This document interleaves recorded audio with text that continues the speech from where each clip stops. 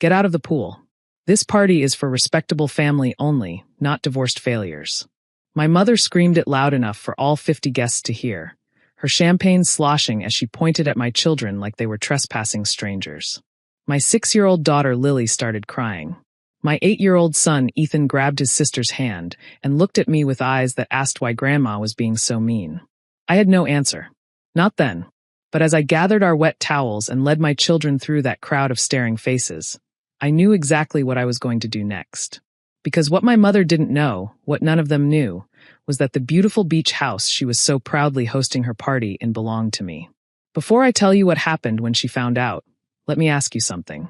Where are you watching from right now? And when you hear how my mother discovered the truth, tell me honestly, have you ever watched karma arrive in real time? My name is Vanessa. I'm 36 years old, and I've spent my entire life being a disappointment to a mother who only values perfection. Let me explain what perfection looks like in the Davenport family of coastal Connecticut. My mother, Caroline Davenport, grew up poor in a small town nobody's ever heard of. She married my father, a successful insurance executive, and spent the next 40 years erasing every trace of where she came from. She built herself into the perfect society wife. Perfect home, perfect clothes, perfect children who performed their roles without deviation. My older sister Adriana was the golden child. Beauty queen, Yale graduate, married to a plastic surgeon, 2 photogenic children, a house in Greenwich that photographs well for Christmas cards. She was everything my mother had crafted herself to become. I was the mistake who kept happening. I was never pretty enough, never polished enough, never ambitious enough in the ways my mother valued. I chose marketing over medicine. I married for love instead of status. And when that marriage ended after my husband's affair with his secretary became impossible to ignore, I became something even worse in my mother's eyes. Divorced. In Caroline Davenport's world, divorce was a personal failing. It didn't matter that Kevin had cheated. It didn't matter that I'd tried therapy, forgiveness, everything to save a marriage to a man who didn't want to be saved. In my mother's mind, I had failed to keep my husband, and that failure reflected on her. "You should have tried harder," she told me when I announced the separation. "Men stray when they're not being satisfied at home. What did you expect, working all those hours?" No wonder he looked elsewhere. That was my mother, always finding a way to make someone else's betrayal my fault. The divorce was finalized 2 years ago. I got primary custody of Lily and Ethan, a modest settlement, and the satisfaction of watching Kevin's new relationship implode when his secretary discovered he was also sleeping with his accountant. Some men never learn. But here's what nobody in my family knew. While my marriage was falling apart, my career was taking off. I'd spent 15 years in marketing, working my way up from entry-level to creative director at a major agency. When I was 32, I took a risk and left to start my own digital marketing firm. The timing was terrible, right as my marriage was crumbling, but I poured everything I had into building something that was mine. By the time my divorce was final, my company had 12 employees and was generating 7 figures annually. By last year, I'd been featured in Forbes and had clients that would make my mother's society friends gasp with recognition. But I never told my family. Why would I? They'd already decided I was a failure. My mother had written me off the moment the divorce papers were signed. Adriana looked at me with pity at family gatherings, when I was invited at all. My success didn't fit their narrative, so I simply didn't share it. Instead, I did something petty, something satisfying, something that would eventually become the best decision I ever made. I bought the beach house. The sandcastle, my mother called it. A gorgeous 4-bedroom property in Westbrook, right on the Connecticut shoreline. My parents had rented it every summer for 20 years, hosting their annual 4th of July party, establishing themselves as the kind of people who had beach houses even if they didn't technically own one. When the owner decided to sell 2 years ago, my mother was devastated. She couldn't afford to buy it, not on my father's retirement income and their existing lifestyle. She tried to convince Adriana's husband to purchase it, but even plastic surgeons have limits.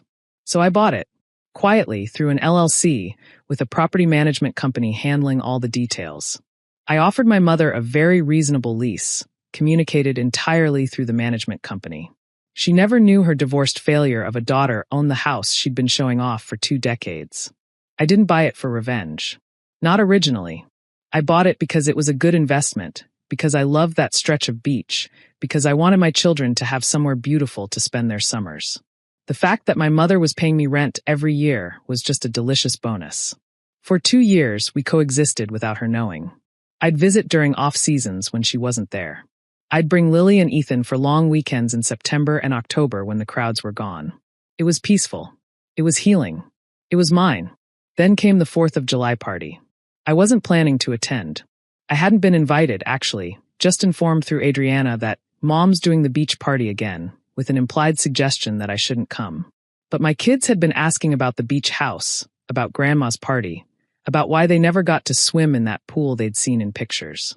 So I decided to stop by. Just briefly. Let the kids swim for an hour, say hello to some relatives, leave before things got uncomfortable. What I didn't account for was my mother's champagne intake.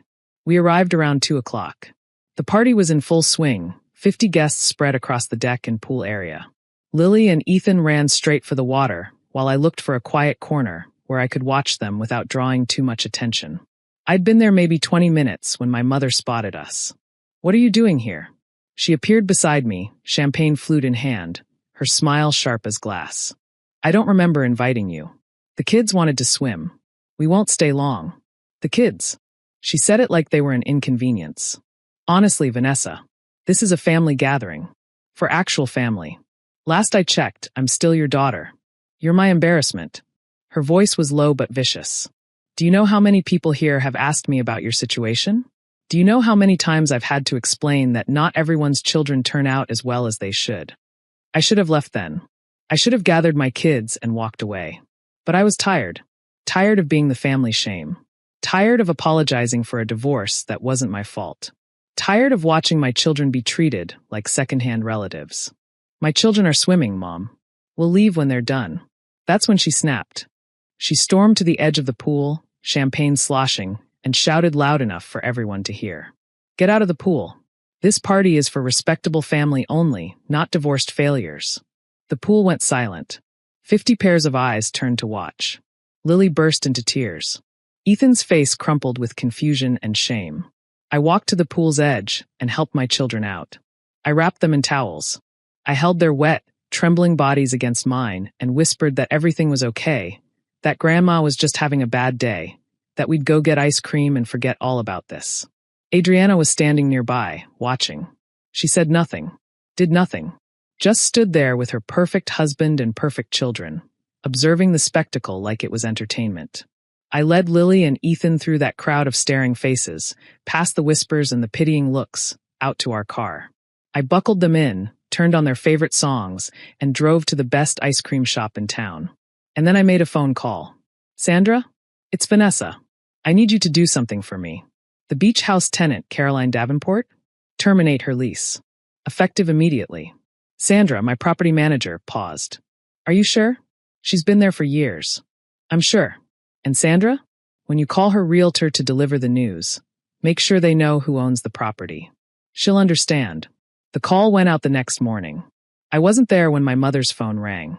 I wasn't there when her realtor explained that the beach house owner was terminating her lease with 30 days' notice, citing breach of community standards and conduct unbecoming of a tenant. I wasn't there when the realtor revealed that the owner was V. Davenport Holdings, LLC. But I was there when my mother showed up at my apartment that evening. She didn't knock. She pounded on my door like she was trying to break it down. When I opened it, her face was a mask of fury and disbelief. "You own it." Her voice cracked. "You own the beach house?" "I do." "For how long?" 2 years. "I bought it when the Hendersons sold." "But you can't. You don't have that kind of money. You're divorced. You're struggling." "I'm not struggling, Mom. I haven't been struggling for years. I own a company worth more than Dad made in his entire career. I just never told you because you'd already decided I was a failure. And honestly, I didn't think you deserved to know." My mother stared at me like I'd grown a second head. "The 4th of July party," she whispered. 20 years of that party. All my friends, all my connections, everything I've built. You built it on a rental property owned by your divorced failure of a daughter." I leaned against the doorframe. "Funny how that works, isn't it? You can't do this. I'll fight it. My lawyer. Your lease is month to month. Has been for years.